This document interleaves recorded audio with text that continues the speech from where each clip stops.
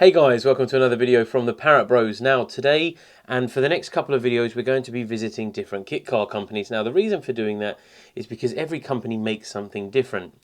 All have been going for a different amount of time, all have a slightly different focus on the same thing, and a different spin in the way they do it, which makes sense to go and visit them all and then we can choose from there. This will also include things like budget. We do have one and our aim is to try and keep it low because then it sort of allows everyone who's thinking about it to be able to make it affordable. Now, you may laugh, it may be quite expensive, but it's going to be cheapest-ish way we can do it, because basically we don't want to spend 30 grand. You can buy kits for 30 grand, brand new engine, brand new gearbox, all that kind of stuff, but we don't want to do that. We want to use a donor car, because that way round you bring the price down, because you're not buying a new engine, you're not buying a new gearbox, new diff, some of the steering assembly, some of the wiring, all that kind of stuff is all there to save money. Now, if people do have more money and want to do it new, we're going to be discussing that with each company, which makes that ideal for everyone to know.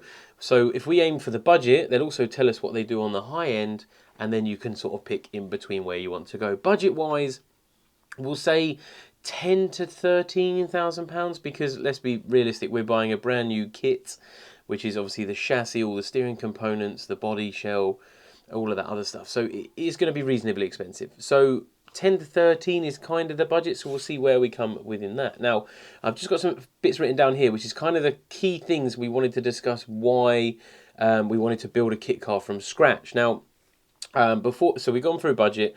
We want to do it because we want to show that anyone can build a kit car. Whether you've got, as long as you can build some IKEA furniture. If you can't, jump on YouTube, watch how to build some IKEA furniture, then we'll start building a kit car. But no, we just want to show that anyone can build a kit car. I've met loads of people during this journey, and we've discussed how to build kit cars, how they built them, how they found it, the manuals and support given. 2 out of the 3 companies we're visiting provide a full manual. So today we'll be going to Westfield. Next Sunday we'll be going to GBS Sports Cars, and the Sunday after that we'll be going to MK. So they're all 3 companies. We haven't picked a kit yet. We're going to go there, see what they're about, see what they can do, and we'll go from there. But we want to show anyone can do it. Now, my main focus on this is because A, I've always wanted to do it, and B, I want to show you guys that you can do it. And then once you've done it, should you have any problems, you're the one who built it. So you know how everything comes apart, you know where the parts were sourced from, you know how it goes together, how it comes apart, which means you can maintain your own car. Don't get me wrong, if you have a weird mechanical fault or some electrical issues, then that may be a little bit out of your reach, but you've built the car. Because you put it together, you know how it comes apart. So say, for instance, in a wheel bearing, you know how to take the hubs off, because you're the one that fitted them, which is my motivation, because you've built the car, you get to maintain the car. I think it's amazing. I mean, it's any car guy's dream, really, to build your own car and drive around and say, I built that.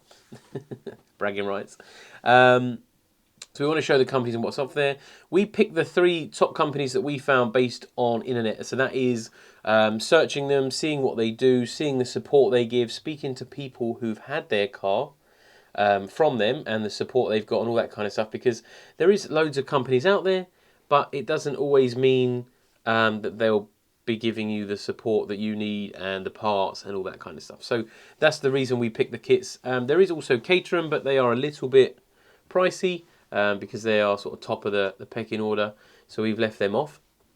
And don't forget to follow the build. Now we will put, obviously each title will be different, but we'll put in the description edit episodes, 1 to however many long it takes us to build the car. So definitely go back and watch them. Don't forget to click the subscribe and click that bell icon so you don't miss anything. And if you like the video, give it a thumbs up for us, because that really helps. Really appreciate that. Now, let's go to Westfield.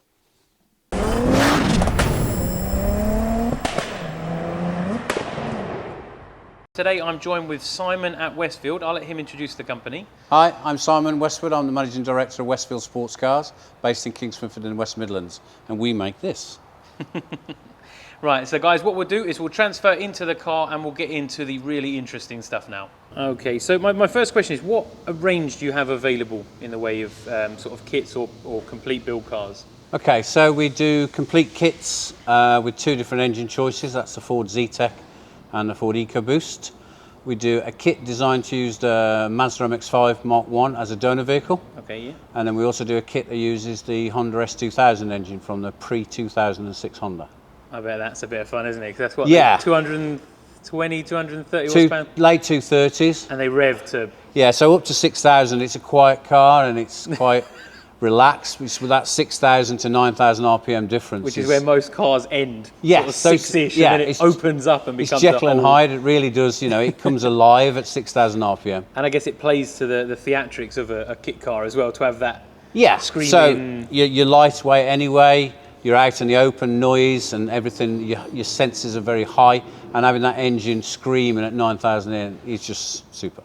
And kit-wise, you do a couple different types, don't you? So you do a complete, as in everything included, new, everything, and you also can offer a kit where the buyer has to also source some parts. Yeah, so we do the complete kit, as you said, so that is, as it said, every single nut, bolt, washer is supplied. The only thing we don't supply is fuel and water.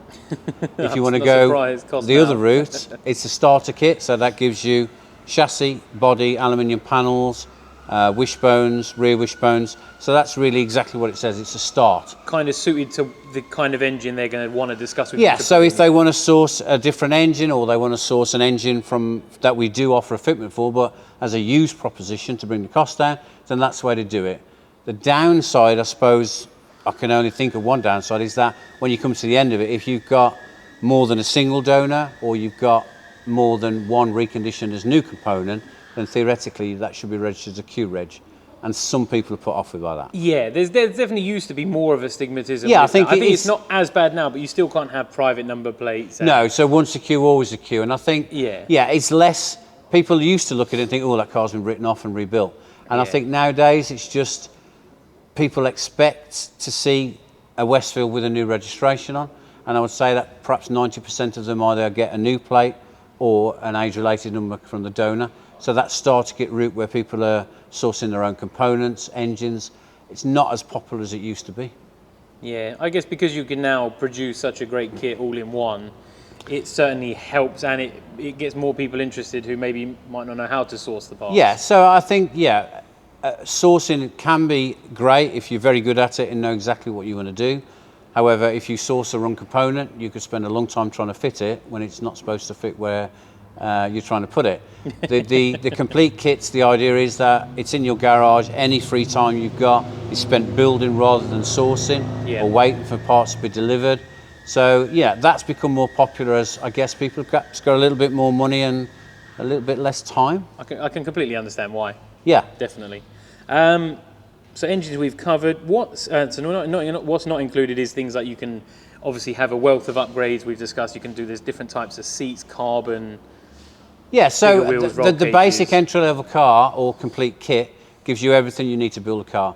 On top of that, we've got options on seats, dashboards, seat belts, instruments, tyres, brakes, suspension. Not to mention a few, yeah. Yeah, so the idea is that we try to understand what you want to do with the end result. And it's pointless going, you don't need a full cage, you don't need very expensive dampers if you're only going to use it as a road car. Exactly, yeah. And these sort of things can be updated as you go. If you buy a car and decide you want to go in a different direction, then they can be bolted on. So you could bolt a full cage on this car, you could change the dampers if you really wanted to, you could go bigger brakes, sticky tyres. So I don't think anybody ever gets to the point where their car's finished because they're always trying different enhancing it and changing it. Yeah, it's an evolution we call it. Yeah, for sure. And obviously all your kits you provide come with sort of a build schedule or a manual or a glossary of information on how to build it. So for those who maybe aren't so keen on doing a build, they have your full support in a paper form as well as... Yeah, so we do, this particular car we're sat in today is an FW Special Edition. This has got a two-part manual to it. The reason it's two-part is because as a single unit, you'd never download it. It's available to download. You get a paper copy with the kit. However, if you want to download it off our website today, you can. It's absolutely free. You can have a look. You can have a look through it. We've also got technical support by the telephone, via email. However, people like to communicate. And of course, if they don't want to build it themselves, they can call you, come and spec a car, and you can build it for them. Yeah, we build exactly the same car as they could build at home. The difference is we do it here rather than you do it at home. Fantastic. Build time wise, I know everyone's different depending on skill levels and what they have available to them tools wise and stuff. Is there a rough, like 500 hours or? Yeah, so we estimate between 120 and 150 hours for somebody who's quite good doing, yeah. with hands-on. Yeah. And then we generally say around about 200 hours if somebody's a complete novice and needs that little bit of extra support and a bit of confidence. It's kind of not out of reach of anyone as long as they can build some IKEA furniture and a bit Yeah, of a no, agreed. I say to people, and perhaps I shouldn't, but if you can read a book and you can hold a spanner, you can build a Westfield. And Which realistically, is brilliant, really, considering you're basically giving someone a sports car in box form that they can produce and then put petrol in and go for a drive. Yeah. And we're confident. And power to weight will be more than most road-going cars. Yeah, although, this car we sat in is 150 horsepower, and that doesn't sound particularly exciting, but when it's wrapped around a car that only weighs 600 kilos, yeah, it becomes very exciting. Exactly, yeah, you're into the sort of late twos. Nearly 300 horsepower per tonne. Which is a fast rivalably, car. my S4 is 236 brake a tonne, and that's a 3-litre V6 supercharged. So yes.